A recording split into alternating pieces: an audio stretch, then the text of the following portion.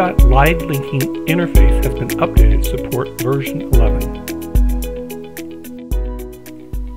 The Keyshot Live Linking interface provides a means to quickly share data between our app and Keyshot using in-memory data transfers. Geometry, part names, colors are all shared with Keyshot.